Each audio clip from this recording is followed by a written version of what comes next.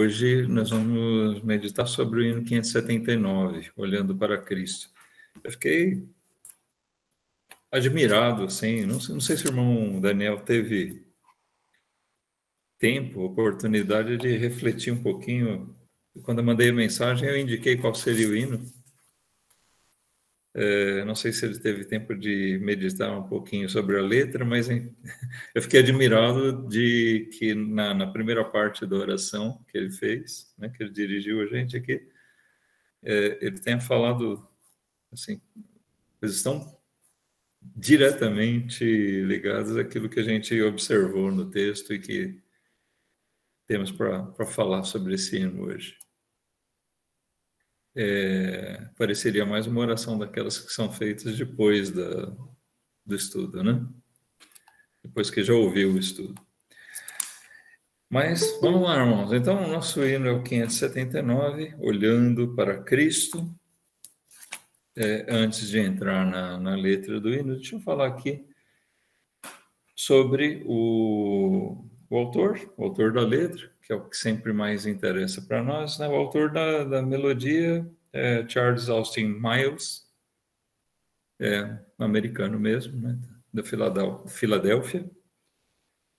E, bom, sobre ele, nada importante a dizer. O autor da letra, um brasileiro. Esse aqui não é daqueles hinos traduzidos. A letra é do pastor João Filson Soren. Ele foi muita coisa. Ele foi músico, compositor, linólogo, poeta, militar, capelão da Força Expedicionária Brasileira, e foi pastor da primeira Igreja Batista do Rio de Janeiro por 50 anos. Detalhe que o pai dele tinha sido pastor daquela igreja por 33 anos. Então, a primeira Igreja Batista lá no Rio de Janeiro foi pastoreada pela família, pai, filho, por nada mais, nada menos do que 83 anos, né? Aqui nós temos realmente um hino composto por um batista. E, pelo menos, eu fico feliz de não observar sem nada que realmente seja comprometedor na letra. Ao contrário, é um hino que nós gostamos muito, cantamos com frequência nas nossas igrejas, né? Bastante embasado nas escrituras, e por isso mesmo a gente vai usar aqui um bom tanto de passagens. É lógico que a gente logo pensa, o irmão Daniel citou na oração, a questão de olhar para Cristo, né? Hebreus 12. Nós vamos deixar por último, tá? Eu gostaria, antes mesmo da gente ler o hino, hoje nós não vamos ler ele por inteiro, como a gente tem feito. A gente vai pegar estrofe por estrofe, tá bom? Mas antes de começar isso, eu gostaria de ler, de colocar assim nosso foco, já nossa mente no tema, com um texto de Paulo a Timóteo, na segunda carta, capítulo 1.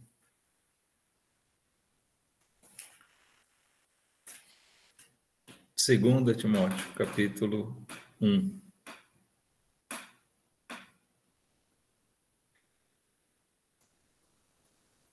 Versículos 7 a 12, Paulo escreveu: porque Deus não nos deu o espírito de temor, mas de fortaleza e de amor e de moderação. Portanto, não te envergonhes do testemunho do nosso Senhor, nem de mim, que sou prisioneiro seu. Antes, participa das aflições do Evangelho segundo o poder de Deus, que nos salvou e chamou com uma santa vocação. Não segundo as nossas obras, mas segundo o seu próprio propósito e graça, que nos foi dado em Cristo Jesus antes dos tempos dos séculos, e que é manifesta agora pela aparição de nosso Salvador Jesus Cristo, o qual aboliu a morte e trouxe à luz a vida e a incorrupção pelo Evangelho, para o que foi constituído pregador e apóstolo e doutor dos gentios, por cuja causa padeço também isto. Mas não me envergonho, porque eu sei em quem tenho crido, e estou certo de que é poderoso para guardar no meu depósito até aquele dia. Por que eu quis ler esse texto aqui antes da gente começar, irmãos? Porque o tema do hino 579, ele gira em torno de coisas que Paulo apresenta aqui. Ele fala sobre a sua firmeza de propósito e no trabalho do Senhor, no servir, mesmo a despeito das dificuldades, das oposições, das perseguições, mas a determinação de Paulo em cumprir fielmente o seu ministério, a sua carreira, estava baseado justamente naquilo que ele sempre lembrava do que Cristo fez. Nós vemos aqui ele enfatizando isso, ele olhando por aquilo que Cristo fez, que foi manifesto, e que, por conta disso, ele foi constituído como um ministro, como um servo do Senhor, e por isso ele permanece firme, dizendo, eu sei em quem eu tenho crido. Ele sempre estava de olho, né, em Cristo, sempre voltado para Cristo. E por isso ele chama Timóteo a ser um servo também dedicado, valoroso, despertando, ele diz aqui, para que ele não se envergonhasse, ou seja, ele não ficasse tímido, mas que ele se revestisse de coragem, porque Deus nos dá um espírito de fortaleza, de amor, de moderação, mas não um espírito de temor. E a letra desse hino, ele vai nesse sentido de mostrar para a gente, irmãos, que nós temos uma luta pela frente e que nós temos que avançar nos desafios, avançar ao longo da nossa vida cristã, sempre olhando para Cristo, sempre Ele vai ser o nosso sustentador nos desafios. Tá? E nós vamos pegar assim que cada uma das estrofes ele enfoca um tipo de desafio diferente que nós temos. Na primeira estrofe, nós vamos ler agora, notem aqui uma linguagem militar. Paulo tinha muito disso, usava bastante. E aqui também o João Filson Sorning começa falando disso. Ruge forte e contundente a guerra do pecado. Ele fala aqui de uma guerra, nós estamos mesmo numa guerra contra o pecado. E aqui, então, a primeira estrofe, a gente vê a questão do desafio contra o pecado, que é uma luta, é uma guerra que nós temos. Não é só contra a guerra do mundo, isso ele vai falar contra a guerra contra o pecado do mundo, desculpem. Disso ele vai falar na terceira estrofe, tá? Mas aqui nós devemos entender o pecado que habita em nós, o pecado que nos rodeia. Nós estamos nessa luta contra o pecado, essa luta constante. Mas ele diz aqui que essa guerra do pecado e seus clangores vis não podem me afligir. São palavras de alguém que sabe em quem tem crido, está confiado, está andando firmado. Ele ainda diz nessa primeira estrofe: sei em quem confio, pois na rocha estou firmado, e celestes bênçãos irei fruir. Notem, ele diz: eu sei em quem confio. Ele está voltado para Cristo. Eu sei em quem confio. São as mesmas palavras que Paulo usou aqui para Timóteo, né? No versículo 12: eu sei em quem eu tenho crido. Eu sei em quem eu confio. Eu sei em quem eu estou andando confiado. A nossa luta contra o pecado, esse desafio, ele só pode ser realmente vencido com o auxílio de Deus, com o auxílio de Cristo mesmo, né? Ele é a nossa rocha. Davi, o salmista, ele usa com frequência essa expressão, se referindo a Deus como a sua rocha, né? Nós vamos ver um salmo como exemplo aqui. Tem vários. Se você pegar uma chave bíblica e usar rocha, rochedo, né? Você vai encontrar várias referências. Mas no Salmo 18, nós vamos ler um versículo só, versículo 2.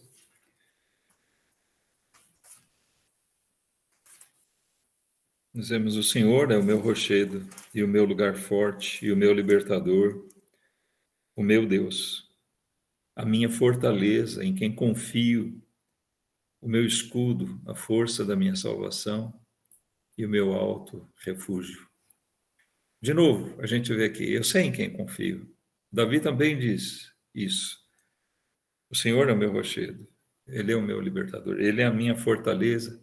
Nós lemos lá no texto de Timóteo, ele diz: Deus nos deu um espírito de fortaleza.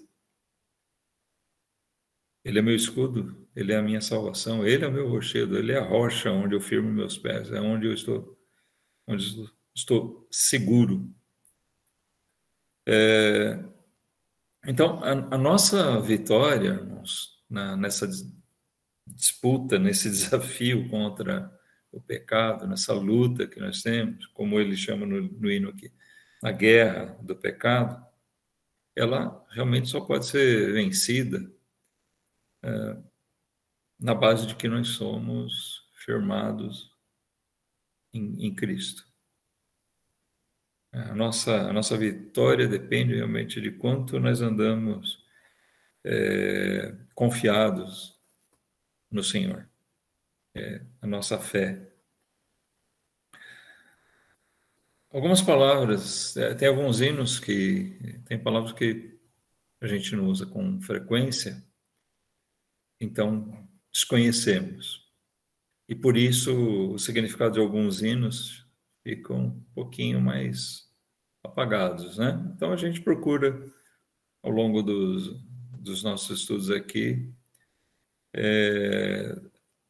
esclarecer algumas dessas palavras, e até eu tenho visto aqui algumas que vale a pena a gente enfatizar o significado dela, porque quando ele se refere aqui, por exemplo, a palavra rugir, a gente está acostumado, rugir, alguns felinos rugem, o leão ruge, mas por que ele ruge? O que é aquilo?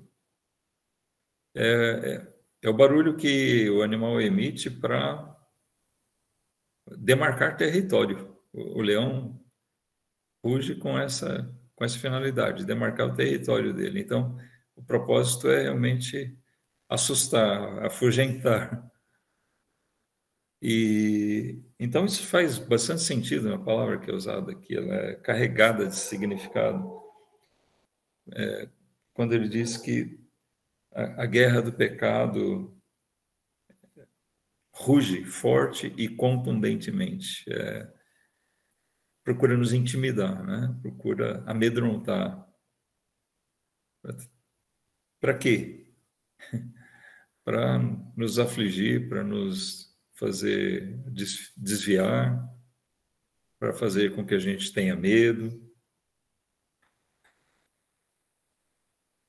Então, ruge forte e contundente a guerra do pecado, para nos assustar. Mas os seus clangores, outra palavra que a gente, essa realmente nós não usamos muito, né? Clangor é um som alto, estridente, né? Geralmente é o som que é determinado, o som de instrumentos de sopro, né? Que emitem aqueles instrumentos de sopro que emitem um som forte, estridente. Você não pode ficar muito perto dele, né? Com uma trombeta, por exemplo, ela pode até te ensurdecer.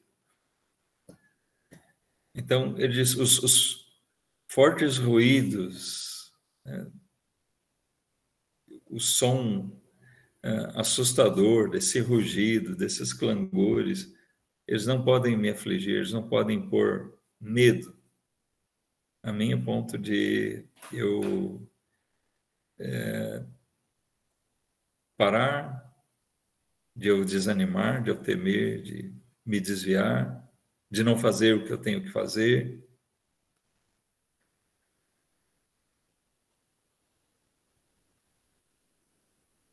Então, como é que a gente pode não ter medo? Olha, irmãos, realmente tem um sentido muito prático.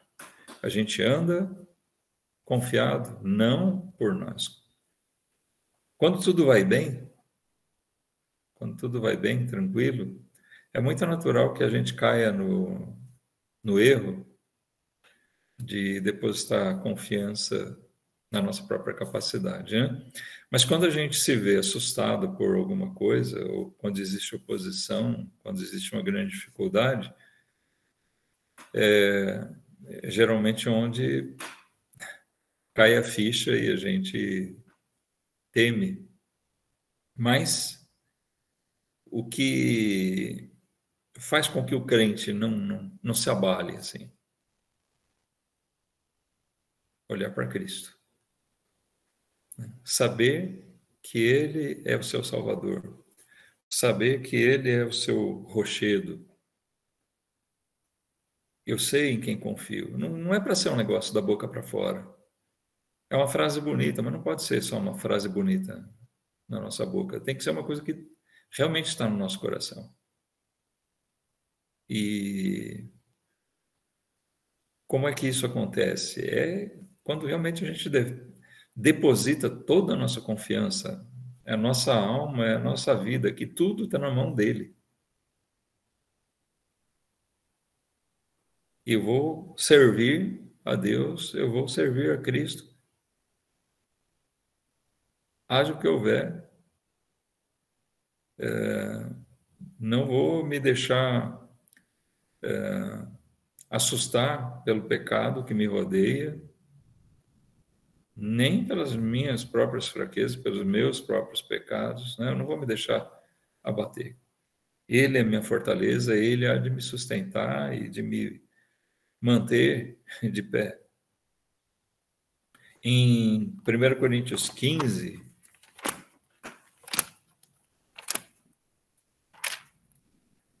a gente tem um versículo bem conhecido aqui que fala de perseverança. O último versículo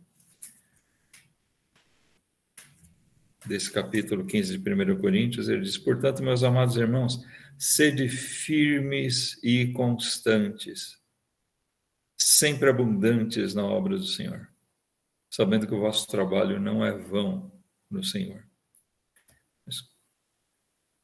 Sede firmes e constantes. A nossa firmeza, a nossa constância, ela não existe se realmente a gente não estiver olhando para Cristo. Se a gente não tiver com os olhos da nossa alma voltados para Cristo. Então, o grande apelo desse hino ao longo das estrofes, e é por isso que eu acho bem preciosa a nossa meditação de hoje aqui nele, é de observar isso. Eu acredito que seja uma coisa que tem que estar bem firmada em nós para a gente ser revestido desse bom ânimo, né? Dessa coragem. Paulo falou para Timóteo de ele ter um bom ânimo.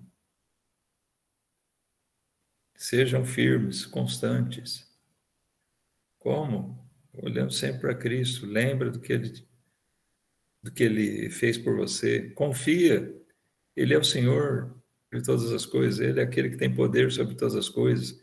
É aquele que disse: é-me dado todo o poder no céu e na terra. Na segunda estrofe, a gente encontra o desafio da pregação. Tá? Se na primeira nós vemos o desafio do pecado, ou contra o pecado, aqui nós vemos o desafio da pregação. É um desafio que nós, crentes, a igreja, nós temos. Ele fala assim: eu vejo ao longe campos vastos, prontos para a colheita. Mas, desculpem, multidões sem luz, sem Deus, aguardam salvação. Venha, ó Deus, desperta o amor da geração eleita. Para os teus obreiros, concede unção. Então, aqui, nessa segunda estrofe, ele fala especialmente sobre esse desafio da pregação da palavra que nós temos, que também depende de nós estarmos olhando para Cristo, né? Nós vemos um mundo para ser colhido. Olha, é lamentável se o crente não consegue enxergar campo, né? Campos vastos para colheita. Se a gente olha ao nosso redor, nós vemos multidões, né, de pessoas para serem colhidas, né? Pessoas sem Cristo, sem salvação. Pessoas sem salvação é que não faltam, né? Tem para todo lado. Pessoas sem Deus, sem Cristo, sem salvação. São multidões mesmo. Mas o que acontece é que a nossa posição, muitas vezes, é de não saber o que fazer. A gente não sabe por onde começar, não sabe como falar, não sabe nem para onde ir, né? Por onde começar.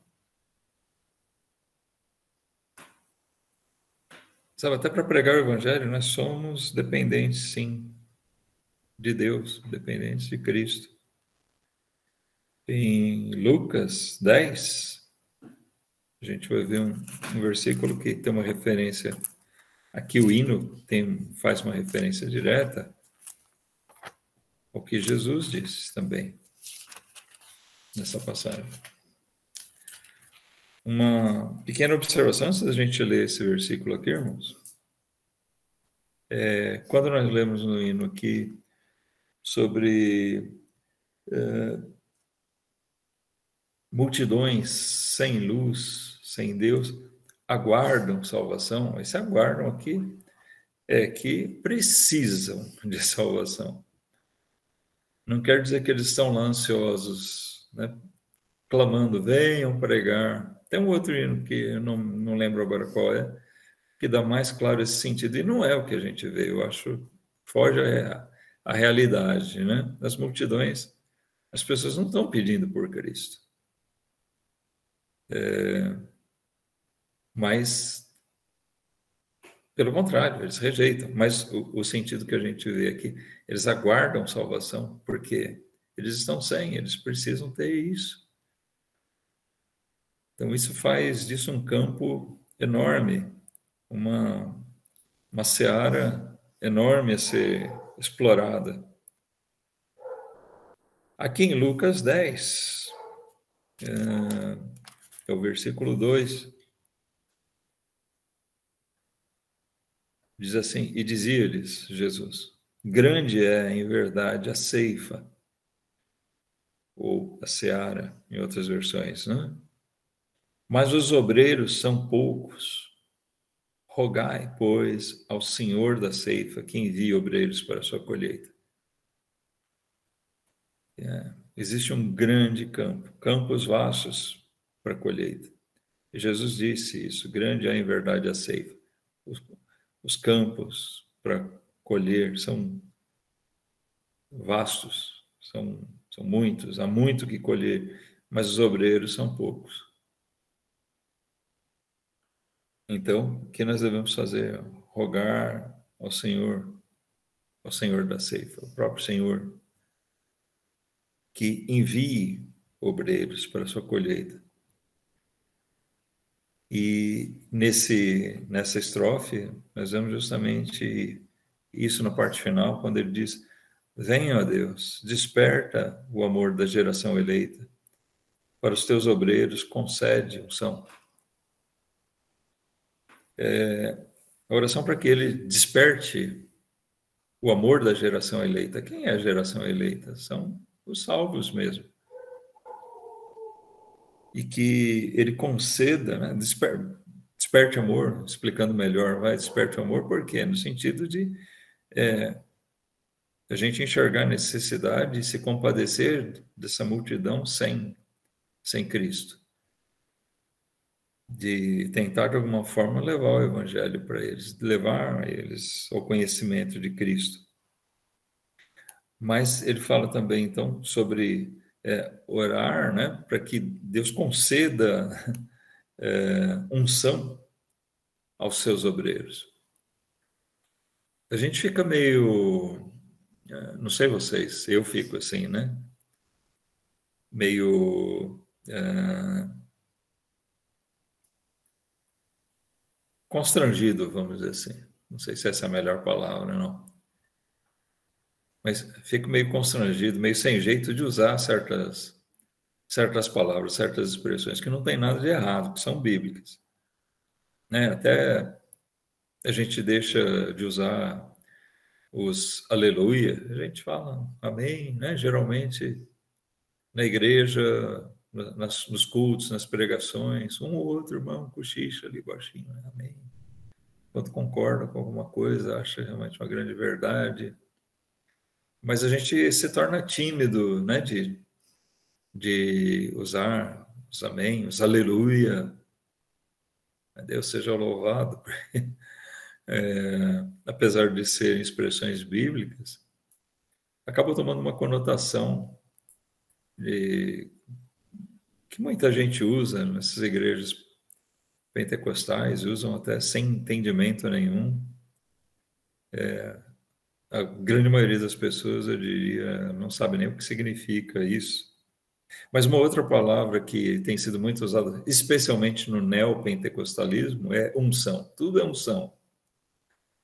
Então a gente acaba não falando de ungir, né? Tem um significado, lógico que tem, literalmente, a gente vê no Antigo Testamento, os reis eram ungidos, né? Os sacerdotes, quando eles eram consagrados para um serviço, um ministério específico. O próprio Senhor Jesus, ele é chamado de ungido. Aliás, a palavra Cristo, ou Messias, né? Messias do hebraico, Cristo do grego, querem dizer a mesma coisa. O significado é o quê? Escolhido ou ungido. É mais do que escolhido só, alguém separado. A palavra Cristo quer dizer ungido. Jesus, Cristo quer dizer Jesus, o ungido de Deus. Mas aqui, unção é no sentido realmente de revestir de poder, de capacitar. Era isso que era feito. Quando era feito aquele cerimonial, né? Por exemplo, um rei, ele era ungido, era uma forma de pedir a Deus que Deus capacitasse ele para aquilo, para o cuidado da nação, né? Capacitasse e revestisse ele de poder para ele servir isso com o poder, com a autoridade vindas de Deus, né? Então, esse é o nosso foco aqui de pedir, dentro do que Jesus mesmo disse, que o Senhor envie os obreiros para a colheita. Envie como? De qualquer jeito? Não, que Deus capacite eles né, capacite pregadores. Deve ser uma oração constante nossa. Não só a gente pedir que Deus nos revista desse amor pelas almas, mas que Ele capacite pessoas especialmente para ir à frente, para pregar, os pregadores, os pastores, os evangelistas, os missionários. Você percebe como nós somos carentes de pessoas dedicadas nessa área hoje? A gente procura fazer um trabalho na nossa igreja de incentivar, de preparar os irmãos para a pregação, mas, infelizmente, a gente vê que em muitas igrejas isso não tem sido feito. Se espera que eles vão para o seminário para aprender a pregar e quando eles voltam pregando bobagem.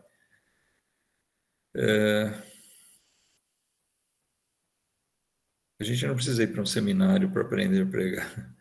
A gente tem que ser capacitado por Deus, tem que estudar a Bíblia, se voltar para a palavra de Deus, tem que olhar para Cristo acima de tudo, para ser um servo fiel, para se dedicar de verdade, para servir a Deus e para enxergar as coisas de uma forma realmente bíblica.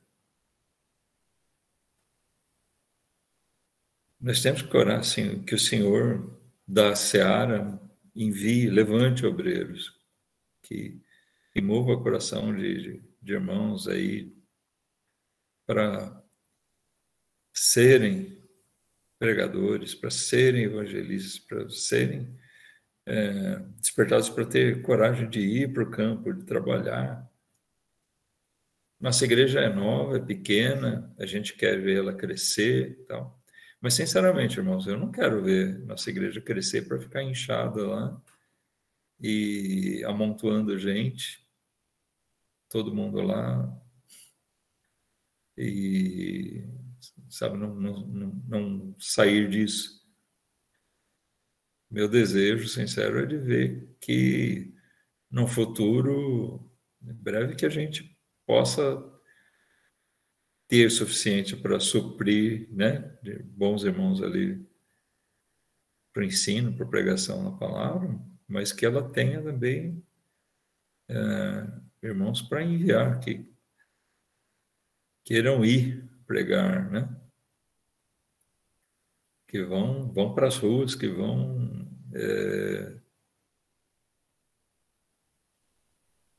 além, começar novas frentes de trabalho, com a pregação do Evangelho. O papel da igreja é realmente de se multiplicar.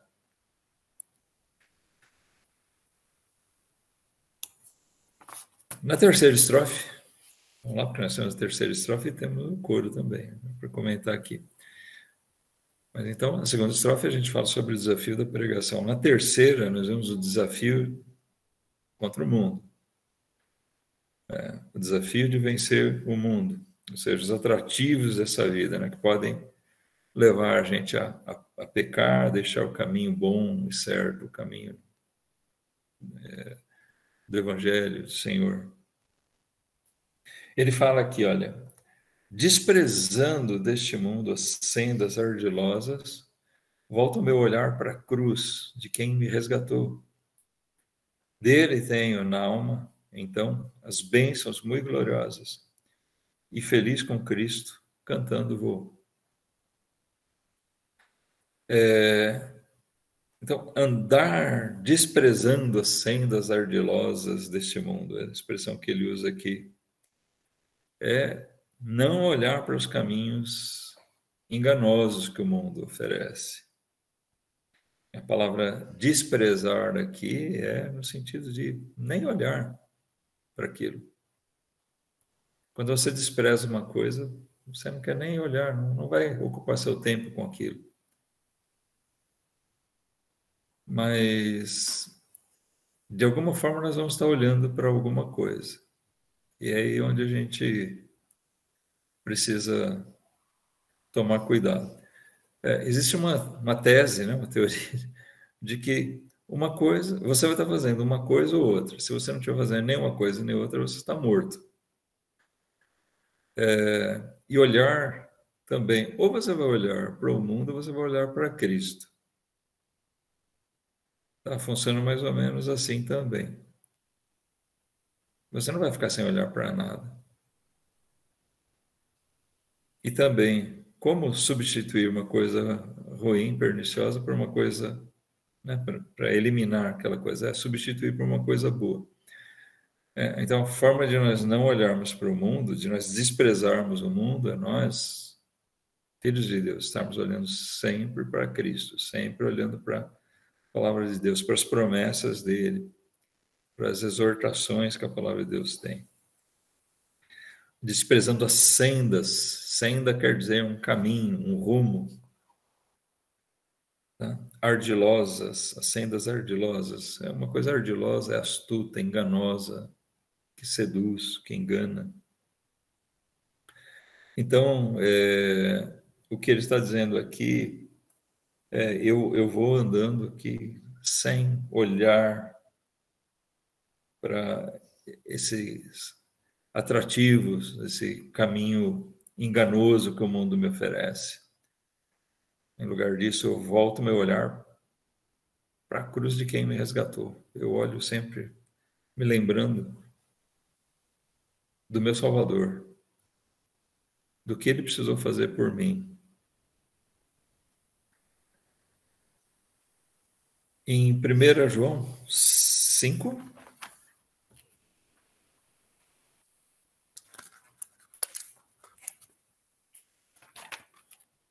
primeira carta de João, no capítulo 5, no versículo 19, ele diz: sabemos que somos de Deus e que todo o mundo jaz no maligno. E sabemos que já o Filho de Deus é vindo e nos deu entendimento para que conheçamos ao verdadeiro. E no que é verdadeiro estamos, isto é, em seu Filho Jesus Cristo.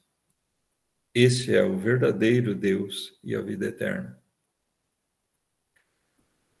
Então, nota como o João está falando aqui, em outras palavras, a mesma coisa que o hino diz e que Paulo vai dizer lá para Timóteo também, e que o autor de Hebreus, talvez Paulo de novo, fala lá no capítulo 12, que a gente vai ler daqui a pouquinho, né?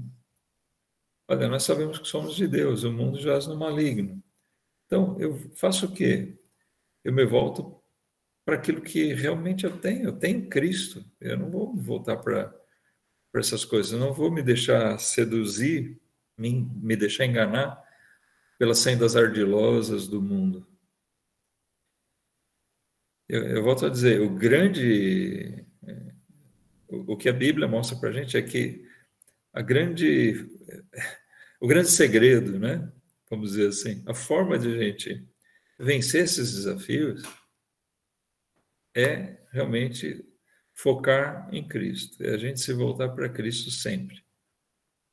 Refletir a respeito do amor dele, da obra dele, da grandeza dele, do poder dele. Então, eu me sinto seguro porque eu estou firmado na rocha. Eu sei em quem eu confio. Eu sei que o desafio da pregação vai ser vencido pelo poder dele. Ele vai levantar obreiros, ele vai revestir a gente desse amor. Isso não quer dizer que a gente vai se acomodar e ficar esperando, né? Mas se nós estivermos olhando para Cristo, constantemente nós vamos ser repletos de fé e de amor.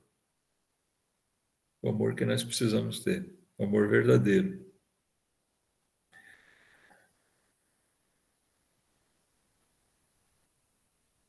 Olhando para Cristo, lembrando do que ele fez e das suas promessas. Jesus prometeu, entre outras coisas, dar para nós a vitória. Lá em João 16:33, ele fala justamente sobre o mundo, sobre a vitória sobre o mundo.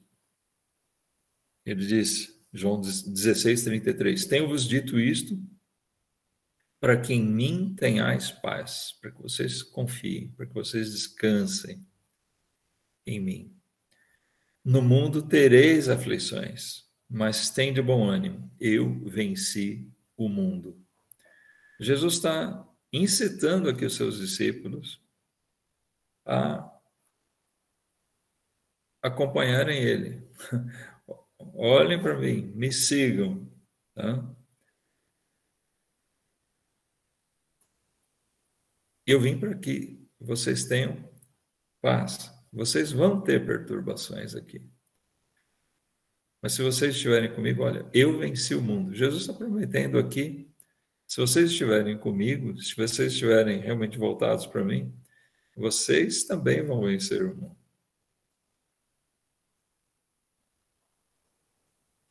Fiquem tranquilos, tenham paz. Nós olhamos para Cristo sempre. É o questionamento que nós devemos nos fazer. Né? O coro diz, olhando para Cristo, grande autor da salvação, prossigo, pois avisto soberano galardão. De Deus ministro, me revisto do poder do meu Senhor, para servi-lo com todo ardor. Então a gente vê aqui que para ir adiante, né, para perseverar, nós precisamos estar olhando para ele. A referência desse coro é direta a Hebreus 12, né? É o nosso último texto. É o principal, talvez, dentre os que a gente leu, porque realmente até o título do hino, quando você vê olhando para Cristo, é uma referência direta a Hebreus 12.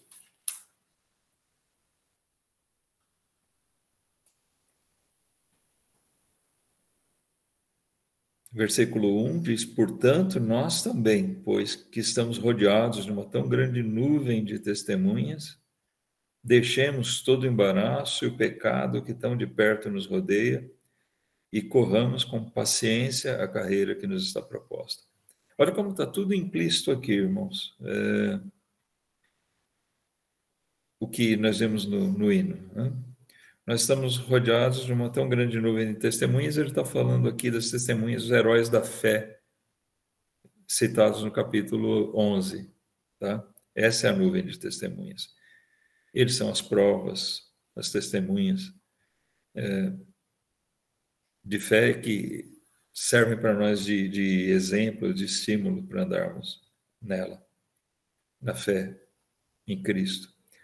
E ele diz aqui, olhando para isso, né, deixemos todo o embaraço e o pecado. Olha aqui o desafio do pecado, né, contra o pecado. A guerra contra o pecado, ou a guerra do pecado.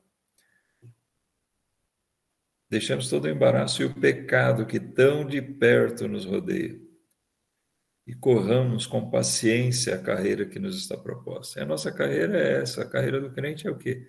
É ele anunciar Cristo, né? É o desafio da pregação, é ele viver aqui para o Senhor e não viver para o mundo, ele não ter mais os seus olhos voltados, a sua vida voltada para as coisas passageiras aí desse mundo. E ele segue dizendo, então, aí sim, com o título do hino, olhando para Jesus, autor e consumador da fé, o qual, pelo gozo que lhe estava proposto, suportou a cruz, desprezando a afronta, e assentou-se à destra do trono de Deus.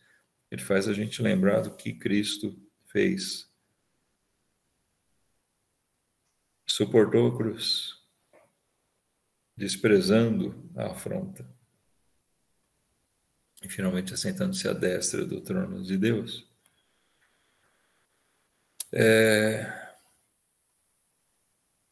As promessas, né? A gente vê aqui que até de Jesus mesmo ele fala. Jesus tinha como alvo uma vitória, uma conquista. Ele, pelo gozo que lhe estava proposto, que gozo estava proposto para Jesus? O gozo de salvar pecadores, né? Essa é a alegria, o prazer de Cristo. Isso fez com que ele fosse até o fim por nós, obediente ao Pai até a morte de cruz. Mas nós também, né, pelo fato de olhar para Cristo, né, nós estamos olhando para as bênçãos. Quando a gente olha para Cristo, o estímulo para nós perseverarmos, sermos perseverantes, firmes, constantes, como ele foi até o fim, a gente ser também, fazer da mesma maneira, mas olhando também para o gozo que nos está proposto, né? Alcançar as bênçãos prometidas. O hino fala, soberano galardão. Galardão é um prêmio, a gente sabe bem disso. Mas é mais do que um prêmio. Daí outra palavra que fui pesquisar o significado um pouquinho mais a fundo, né? Mas o galardão é uma recompensa por um serviço valioso. Não é uma recompensa por um serviço qualquer, mas é sempre tido como uma recompensa por um serviço precioso que foi prestado. Então, aquilo que é prometido para nós é um prêmio por uma coisa que não é vã, não é uma coisa qualquer. Deus mesmo honra, né? Ele não só salva a gente, mesmo sendo pecadores, mas ele honra a gente com galardões, né? Com um prêmio valioso, como se a gente realmente estivesse fazendo alguma coisa preciosa, de grande importância, de grande relevância.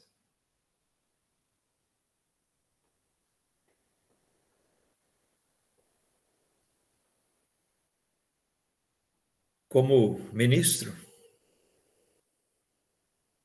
ele diz aqui, eu me revisto do poder do meu Senhor. Também um ministro, ele é um auxiliar direto de um mandatário. A palavra ministro quer dizer um auxiliar. A gente está muito acostumado, ministro, os ministros do governo, né? São os auxiliares diretos do presidente. Mas quando nós falamos de ministro, um ministério, nós estamos falando que nós estamos ali como auxiliares diretos, serviçais, mas auxiliares diretos do Senhor. Ele mesmo incumbiu a gente dessas responsabilidades. Que, como bons ministros, né, a gente se revista do poder, da autoridade, da obediência, né, ao nosso Senhor.